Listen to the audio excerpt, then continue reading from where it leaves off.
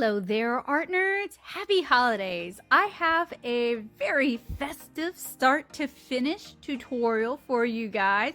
We have a little cutie here popping out of a Christmas wreath.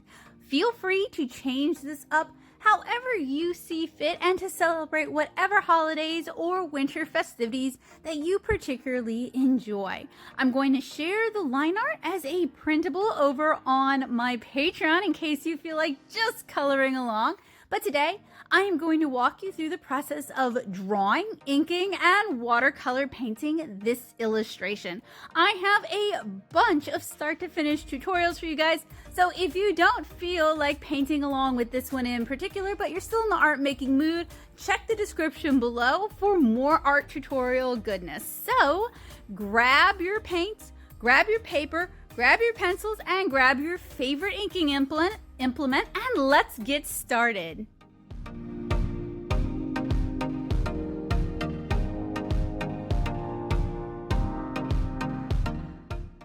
We are working in our Canon XL watercolor sketchbook, and I am using a red lead.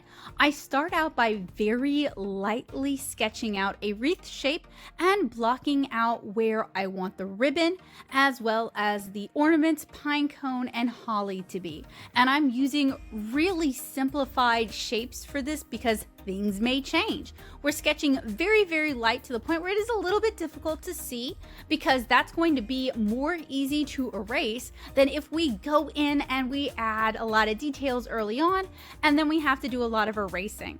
I also start to block in her figure. Originally, I was going to have her arms in front of her like she was leaning on the wreath, but as the illustration kind of progressed and I sort of fleshed things out, I realized that that was a harder pose to read visually, to see what was going on. I should have exaggerated the pose quite a bit more because as it stands, the character in this illustration is kind of the most boring part. Once I have her kind of sketched in, I'm going to start using constructive anatomy to start drawing in her figure. And I have a lot of tutorials here on the channel where I go into much deeper detail about what constructive human anatomy and figure drawing looks like, especially for a comic artist. And I'll try to remember to link those for you guys down in the description below. I hope you guys will take the time to check them out. I firmly believe that almost anybody can learn how to draw people. You just have to find the right method of drawing, and this method is a little bit different than what's commonly presented online, so I hope it's a little bit more approachable. Now that we have her figure kind of sketched in, I can start adding some light details. So we have done a lot of start to finish tutorials here on the channel. Typically I draw girls. I am one. That's what's interesting to me, so that is what I draw. And I realized I draw a lot of longer hair, so I decided to go for a shorter hairstyle and to make her blonde for this one. But if you are drawing along, feel free to change your character up however you see fit. It would also be very cute to draw a squirrel popping out of a wreath. In fact, that might be an idea worth revisiting for me. I think that would be very charming. Now, one limitation I had, and you guys are going to see that a little bit later on, is I wanted to make the wreath as large as possible, but we're working in a rectangular format, and that means we have to kind of squish things and make things maybe a little bit smaller than we would like. This is a 9x12 Canon watercolor sketchbook, so if you feel like drawing on something larger, I say go for it. So I spent a fair amount of time kind of sketching things in, revising things, and going back. I wasn't really sure how I felt about her pose and her outfit, so I decided to start working on the wreath itself. Now, I am referencing several wreaths. I happen to DuckDuckGo Christmas wreaths, so I'm actually pulling ideas from 5 or 6 different wreaths, pulling together different ideas. I like the bow on this one, I like the ornaments on another one, I like the color scheme on a third. So it's really kind of a combination, but I'm referencing the wreath so that I can really kind of get the feel for what it should look like. I have a visual idea in my head of what I want a wreath to look like, but I really want to kind of caricature or combine cartooning and realism so that it looks like a wreath in my art style and it's not a bunch of guesswork. Her dress is actually inspired by American Girl Kirsten's Christmas dress. And I actually Googled American Girl Christmas outfit because I wanted something that felt kind of vaguely retro, vaguely old-fashioned, vaguely fantasy, because that's kind of what we've been doing in general with our start to finish illustrations, is that everything kind of has a dated aesthetic. I was actually hoping for something more 1950s Christmas, kind of when families went all out in decking their kids out for the holidays, and I didn't really find anything that I felt really worked, but her hairstyle is actually somewhat borrowed from the hairstyle of an illustration from the 50s of a little girl opening her Christmas presents, and that big bow in the front is definitely a nod to the 1950s illustration. So now that I have everything kind of loosely placed in, it's time to start refining things. So I am breaking down my holly forms into individual little holly berries, and I'm kind of spacing them out. They're not just all one clump, they're kind of several smaller clumps, and they're kind of alternating throughout the wreath. See, that's one of the reasons I kind of referenced it, is I live in an area where we do have holly, but holly isn't like a big part of our Christmas.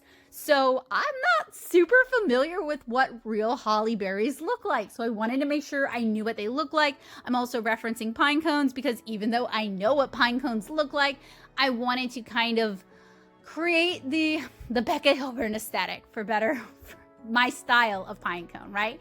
So I'm kind of stylizing them, but I was still referencing them to make sure I hit those really key elements that make a pine cone look like a pine cone. And for the bow, I definitely reference those big, fluffy holiday and birthday present bows so that it just looks right. It kind of looks the way it's supposed to look. Now, I'm really harping on this reference thing because I have been reading a lot of artists' books in my Easily Influenced series, and very few artists actually talk about using reference, at least so far as I have read, which is so weird to me because I come from a comics background where we talk about referencing things all the time, and there's absolutely no shame in admitting that you needed photo reference to know what something looked like. So I wanted to do my little part to normalize reference, to normalize research. If you don't know what something looks like, look it up. Even if you think you know what something looks like, look it up, because it's going to just come across better. It's going to come across as fuller. Even those of us with cartoony art styles reference things. I'm also lightly blocking in the fir branches and the fir needles just to make sure that when they're overlapping items, which is going to make it look fuller, it's going to give it more dimensionality, that I know where those overlaps are going to take place. I'm actually not going to draw every single detail. That would create too busy of an illustration. That's not really what I'm looking for. We're going to leave some of this implied for the viewer, implied for the people looking at this illustration. Now, as of this point, I still have her arms in front of her, and for most of the inking, I leave her arms in front of her, and I actually kind of wished I'd left it. While there's a lot kind of covering the pose, and it's not as dynamic as I might normally like, it's not a bad pose, and I think it's a little bit clearer than what I ended up with. So I am inking with a Sakura Pigma FB brush pen. Those of you who watch my channel, you know why I like this brush pen. It is waterproof. It is alcohol marker proof. It has a brush pen so it can do fine lines. It can do heavier lines. I have talked about inking and my thought process behind inking in a lot of these start to finish tutorials, and I don't want to cover the same ground every time. So make sure you check the description below because I will link more tutorials on inking, not linking, inking, if you guys are curious. But the basic gist is I am in general going to work front to back, inking objects that overlap other objects first. So I'm kind of working on the bow now because it overlaps the girl, and I want to make sure that I ink the girl while my hand is still fresh, before my hand starts to cramp, before my hand starts to get tired, or I develop any tremors or any other things that might cause issues. I am inking with a blotter sheet. Now, if you were inking on top of graphite, this would be particularly important because it's going to help prevent you from smearing the graphite. But even on colored leads like this, there can be smearing, there can be transfers.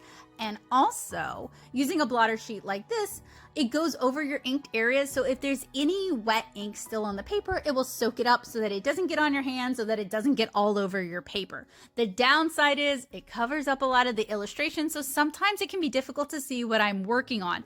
But for a more complicated illustration like this, where there's a lot going on and it's a little bit larger, I thought it was well worth it, particularly because this is a cellulose watercolor paper. It's not as absorbent as cotton rag watercolor papers, so the risk of transference would be greater if I didn't use a blotter sheet. But even when I'm working on cotton rag paper, you might want to use a blotter sheet because our hands create oils, and the oils can create a resist when you try to add watercolor on top of it. Now is a good time to mention, just for clarity's sake, that the drawing and inking parts of this tutorial were sped up 4x, and the watercolor part was sped up about 8x. And I actually spent several days painting this illustration. It's one of the longer start to finish illustrations. Generally, I try to keep the watercolor part to maybe a couple of hours, 3 or 4 hours in the evening, and then a couple of hours the next day, because I feel like that's a little bit more accessible and a little bit approachable, that if somebody had a free Saturday or a free Sunday, they could just spend the whole day painting and finish it by the end of the day. But for this one, I made an exception. We've got the big wreath. There was a lot to color. I wanted to try out a few different techniques on it. So I did spend a little bit longer with this one, but this also gives us the chance to talk about several different watercolor techniques that you guys have seen me do on cotton rag, and I will demonstrate some of them that work, kind of work, and don't really work at all on cellulose paper like Canson XL.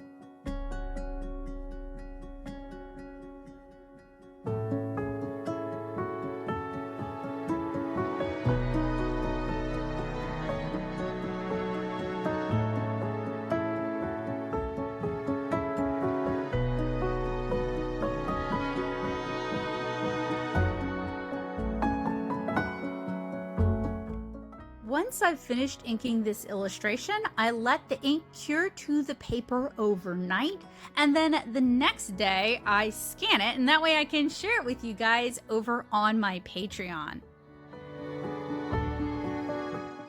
For this illustration, I'm working with my Daily Driver watercolor palette. You don't have to have a huge palette like this. This has a lot of convenience colors and premix colors, but you should be able to paint along with me with a smaller palette if you're comfortable with color mixing. I am also using a ceramic weld palette as well as a sauce dish as my wash dish. I'm also going to be using several round watercolor brushes and quills. My preference for rounds is silver black velvet. It's a mixed fiber brush, and I happen to like the Paul Rubens and the Diane W watercolor brushes. Those might also be known as Art Secret watercolor brushes. Those are fairly affordable quills that perform quite well.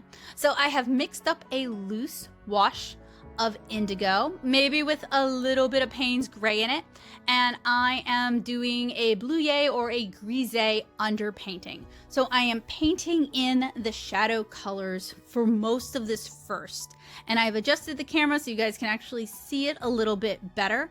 I am also kind of painting a little bit behind her, as well as a little bit of cast shadow on the items in the wreath, and that's going to give this a little bit more of a sense of placement on the page. So generally with these start to finish tutorials, I actually paint like a circle of environment behind the character to kind of create a composition and to kind of place them. Since we have the wreath creating that circle already, I'm really not going to do that, but I did want to create some sense of depth and some sense of placement, so I'm going to use the bluet to help with that.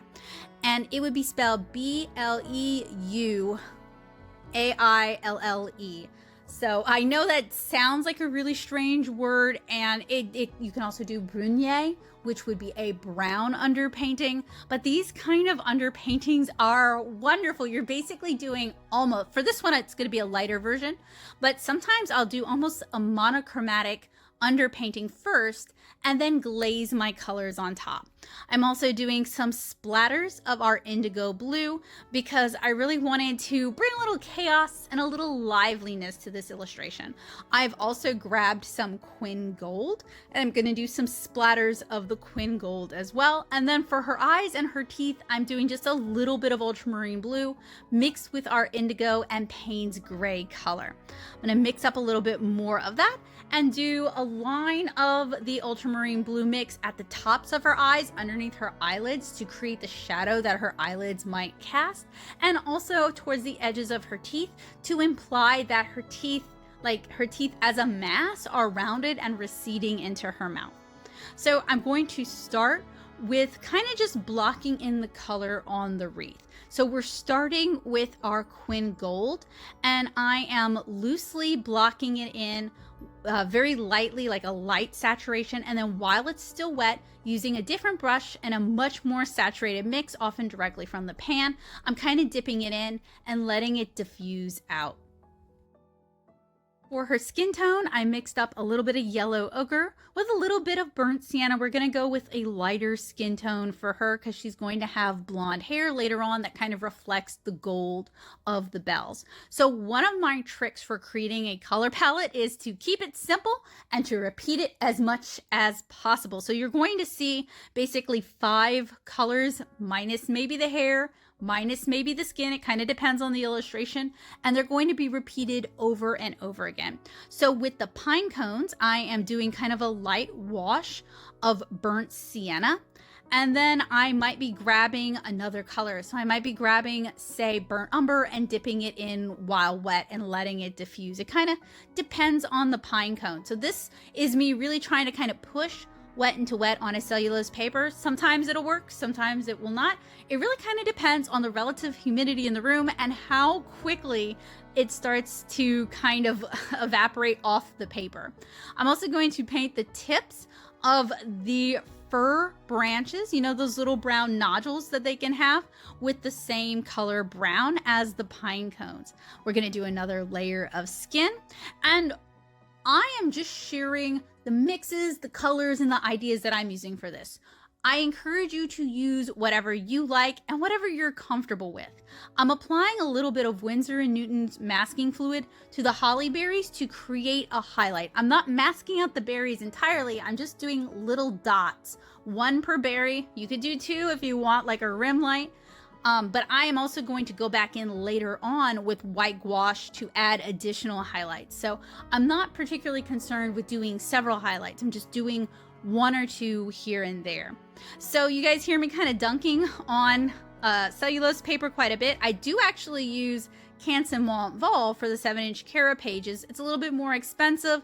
It doesn't necessarily come in sketchbooks this size, and it's much harder to find in sketchbooks like this. So I don't use it for sketches. I use it for comic pages instead. I found that that paper for a cellulose paper handles not wet into wet, but watercolor techniques that are more commonly associated with cotton rag papers like wet into wet better than this and better than many of the Strathmore cellulose papers. So for the bow, I did a really loose, lightly saturated wash of scarlet, really watered down, and then I dipped in slightly more saturated scarlet. So that way we have this interesting mottled effect. And I'm bringing that to the holly berries as well. So my goal for this illustration isn't perfection. I actually want to encourage weird blooms, weird wet into wet, splatter effects, basically anything that can bring a little bit of extra visual interest and make it more interesting and more fun to look at. I was basically just kind of playing around with this because the subject of a kid and Christmas stuff is something that a lot of us have painted over and over and over again. So I wanted to use this as a chance to just kind of explore and play around. So I wanted to do kind of a almost transparent overlay for the apron. I'll try to dig up the dress I'm referencing so you guys can see what I'm going for. So that meant painting a really watered down layer of Hooker's green first all over, including beneath the apron, letting that dry a little bit, and then going over it with just a little bit of ultramarine blue. Now, for her outfit, I tried a bunch of different things. I played around with a few techniques, and I knew I might not succeed with this. I knew there was a high chance of failure, but I wanted to see what I could do on this paper, and I also didn't want to just stick to what was safe, because what is safe gets really kind of boring. So there are going to be areas that I didn't really love about this, that I could have done better about this. I'm good with this. This is a watercolor sketchbook. This might be a fancier version of a sketch, but it's still in a watercolor sketchbook, and I don't expect it to be perfect. So I decided to do a darker layer of the Hooker's green on the dress that isn't covered by the apron, and then I added a little bit of indigo to our Hooker's green to mix up a blue-green color that I'm going to use as a shadow. I'm going to paint a plaid pattern on top of this, but I wanted to get that shadow in early because often it's really difficult to paint surface design in watercolor and then paint shadows on top of it or shade it without it flaking up, without it lifting off, especially on cellulose papers like this. So one of the cool things about the Start to Finish series for me is that I have been trying a bunch of different problem-solving techniques for areas that I know cellulose is particularly weak at. So basically hacks to get cellulose to perform a little bit more like a cotton rag paper, or to achieve the same sort of look and techniques that you might get on a cotton rag paper. And the reason I'm doing this is because a lot of people really can't afford cotton rag paper. It's not accessible to them. So if I can teach you guys ways of handling your paint and ways of handling the paper to achieve some of those same techniques that you might be seeing done in wet into wet, then that's a cool thing that I have to offer. And since I have a lot of experience in painting on cellulose papers, although my heart does belong to cotton rag for the most part, and I have a lot of experience with cotton rag, maybe I can encourage more people to fall in love with painting. So with the surface design, I actually tried to carry a more watered down pastel lightened up version onto the apron itself so that it would look like the apron was translucent, like you could actually see her dress beneath it. Now, when doing this technique, making sure that all the colors are the same light pastel tone is really important, because that's really going to carry the impression that the apron is creating an overlay effect. This is actually kind of a challenging thing to do when you're working on a cellulose paper. It's a little bit easier on a cotton rag because you can glaze on top of it depending on the pigments and depending on the paper. But on a cellulose, if you glaze over it, as you guys will see a little bit later, it can lift it up and it can reactivate it and it can cause it to run. So I painted in the pine cones to get a darker layer. You guys can actually see some areas where I left some rim lighting already, some lighter areas on the pine cone, because we're going to start building in some value. And now I'm going to start painting in some of the shadows on the fir needles. And I am doing this with that indigo shadow mix that we'd mixed up earlier. And I have to be honest with you guys, I kind of love how it looks just in indigo. I kind of love how some of the earlier layers of this worked together. I loved how loose some of these were. So one of the beautiful things about doing these time-lapse videos is I have a chance to see different stages of the process with fresh eyes. And often I can see things I liked that I should have left it at that stage or maybe not worked it as much. And often I see things that I'd like to try in the future as its own thing, or areas that I'd like to revisit. So it gives me the gift of hindsight, and it gives me this gift of self-reflection and self-critique.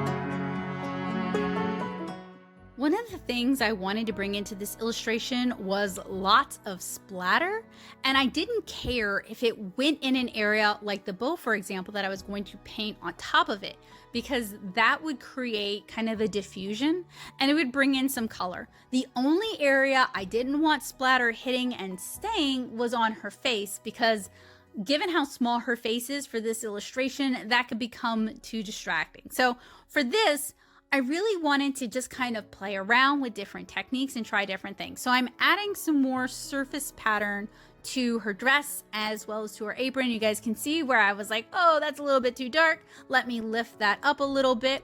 I also decided to give her kind of like bluish gray eyes, kind of a reflection of the fir branches around her.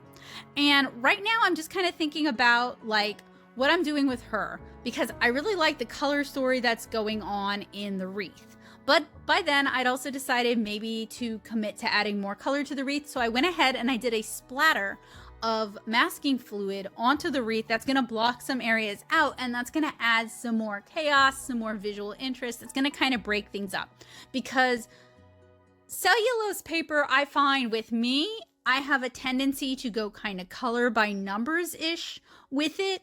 And I really wanted to play around with just having fun and breaking things up and bringing in some of the techniques that I usually would save for a cotton rag. So for the bow, I really wanted to kind of capture the shine of a red satin ribbon. So we started off with our scarlet, and we have some areas that are lighter and some areas that are darker. I'm going in with alizarin crimson, and I am leaving somewhat of a highlight, as you guys can see, where that crimson is still visible. And I'm not doing that for every petal of the bow, but I am doing it for the petals of the bow that are closer to the top, that would be closer to our light source. Now, a little spoiler, usually I imagine my light source as coming from the upper right, unless like story dictates otherwise. So if I'm just doing like a little illustration like this, it's going to be upper right hand corner. While that's still wet, I'm going in with a thicker, more saturated mix of our alizarin crimson and just kind of going at it wet and wet, letting it kind of diffuse out. There's going to be some areas, given that this is a cellulose, there's going to be some areas that have already dried, and we're going to get kind of a more striking layering effect. And there's going to be areas that are still kind of wet, and we're going to get a softer diffused. And rather than trying to homogenize it, make it all look the same, I'm just gonna roll with that. We're just gonna go with it. I'm adding another layer of our Quin gold to the ornaments, and then while that's still wet, I'm adding in a little bit more saturated Quin gold. And hopefully maybe you guys can see one of the problems with this kind of technique on a cellulose paper is often it will just rush to the edges. So because cotton rag soaks up the water and soaks up the pigment, you can actually get kind of softer transitions with wet into wet. But with cellulose, it is much, much trickier to get those like soft, diffuse, wet into wet blends. And often it's kind of just out of your control, which in some ways is very freeing if you can relinquish that control and just enjoy painting. Which is why if you're one of my patrons, I would recommend you just print out the line art on a watercolor cardstock. You can even use Canon XL in the pads for this and just enjoy painting along. And that will kind of free you from like not wanting to ruin something that you drew. You can feel free to make mistakes and try techniques and make it ugly, because in the end, you're painting it, but you didn't draw it. You didn't put that drawing time investment into it that I've noticed makes so many people kind of hesitant to paint on top of it. Another thing that kind of helps solve the drawing to painting hesitancy is scan it or photograph your work at every stage that you like it. And that will kind of free you up from feeling like you're ruining it if you paint it and it doesn't go well, because you still have a record of those stages that you liked. So I did a lot of work while I was talking. We added another layer to our holly berries. I mixed up some naphthalide maroon, so this is a much darker red. You could even do your alizarin crimson with a little bit of purple to get something kind of similar to this. And I am starting to really add in those shadows on our satin big bow. And I'm just kind of doing it kind of loose, working at it with the quill. It's a fairly large brush for this, and that's going to help kind of keep it from getting scrubby. It's going to kind of help keep your brush from scraping up the pigments off the paper, and it's just quicker and easier to do. I am also mixing up a darker red with a little bit less of our naphthalide maroon for our holly berries, and I'm just painting, like, for the most part, little semicircular sort of cast shadows on the berries behind, just so that we start building up a little sense of depth.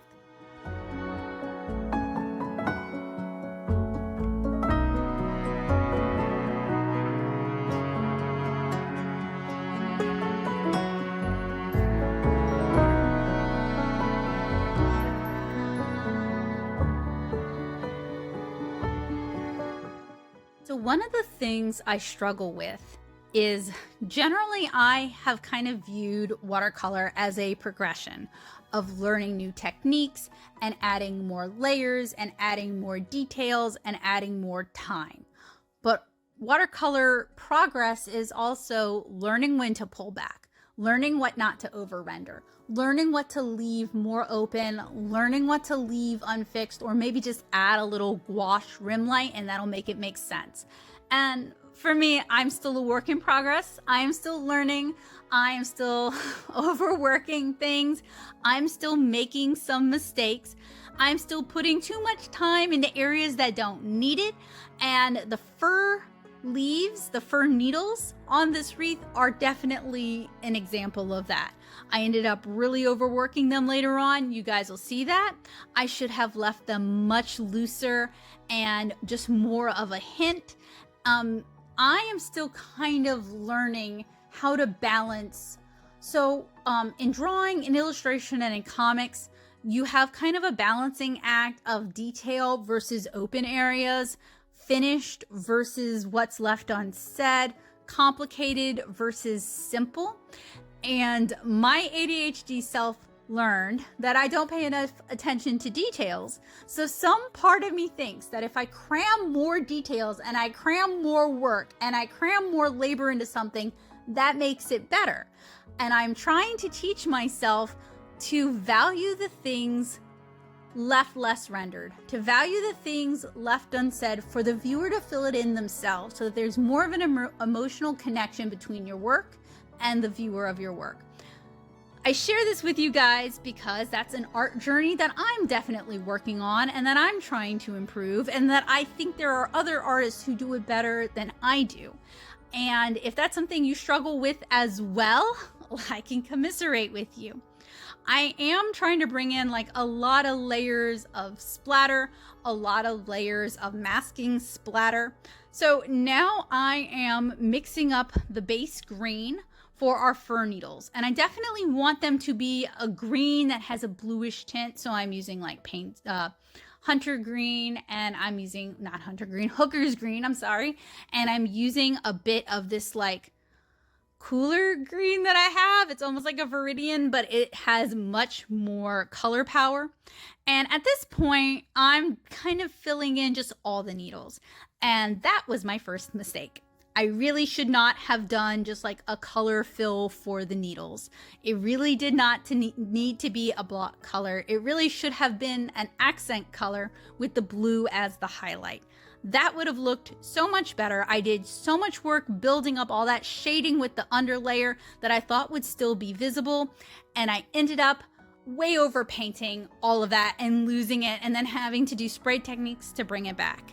So be wiser than I am, and don't overwork your art. I am also going in, I'm doing a 2-brush technique. So I am doing kind of a fill with the looser saturated mix, and then I'm dabbing in more saturated color. You see that second well, and I'm encouraging it to flood wet into wet. But again, with cellulose, controlling wet into wet floods can be challenging, and you don't get the soft, diffuse color that you would get with a cotton rag paper. But you know, the way you learn these things, the way you solve these problems, is through practice and trying things and making mistakes and learning how to fix them. So I don't have a problem with the bad choices that I made or the things that I would do differently, because I learned from them, or at least I'm hoping I'll learn from them. Sometimes I make the same mistake. Oh, it takes me so long to learn some lessons, but hopefully I will learn. Hopefully me narrating this helps me remember, and hopefully me telling you guys about this will at least get you to think about it and to look at your art and think, is this necessary? Do I need to really cover the whole thing? Do I need to really work the whole thing? Does the paper I'm working with, can it handle all that? Or is it just going to lift up? Is it just going to reactivate? Is it just going to kind of turn to mud? That's why I'm pointing it out, so that I hopefully by pointing out my mistakes and what I would do differently, you guys can learn from that, and you can get a little bit of my thought process, and you can make different choices for your art.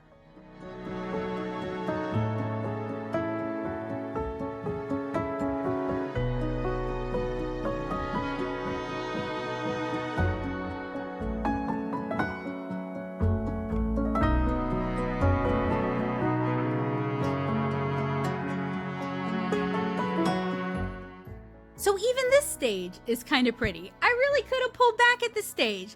Did I pull back? No, absolutely not. I thought I needed more contrast. I thought I needed more shadow. So what am I doing?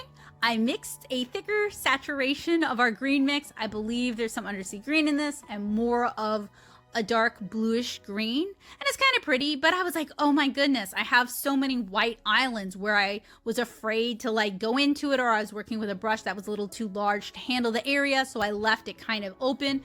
Sometimes it's better to overpaint than to underpaint. So what did I do? I pulled out a spray bottle and I sprayed it, and that's going to reactivate a lot of the pigments. It's going to cause them to move. It's going to cause them to blend. It's going to create chaos. I love chaos when it comes to watercolor. Generally, cotton rag papers can handle chaos a little bit better. You guys will see me use a lot of these kind of spray and splatter techniques in my watercolor illustrations on cotton rag, but use judiciously, or just when you don't care. Spray techniques on cellulose can have a similar effect. It moves the colors, it activates colors, it pushes colors into new areas, and then things start to become a little bit more interesting. If I'd left more of this painting as things left unsaid, things left less rendered, we could have had even more room for chaos, even more room for color play. So now I'm going in and I am adding some more shadow to our pine cones, because when I did the splatter or the spray technique, it did push colors out of areas that I didn't necessarily want to lose that color. So I'm kind of going back and reinstating that color, adding it back in. Because cellulose doesn't hold on to pigments the way a cotton rag does, you are going to have to repaint some areas if you do spray effects like that. But I love them. I can't help it. I love like that green at the top of that gold ornament. Like, there's something just so much more fun once you've got some of that weird color mixing going on. So I grabbed some Van Dyke Brown to add the darkest tone to our golden balls, because if you guys have ever looked at like a gold ring, the darkest areas of shadow are really more like a rich, warm brown than they are like a black. And also keep in mind that watercolor often dries less saturated than it looks when it's wet. So it's hard to judge what you're going to end up with until it's had a chance to dry out more.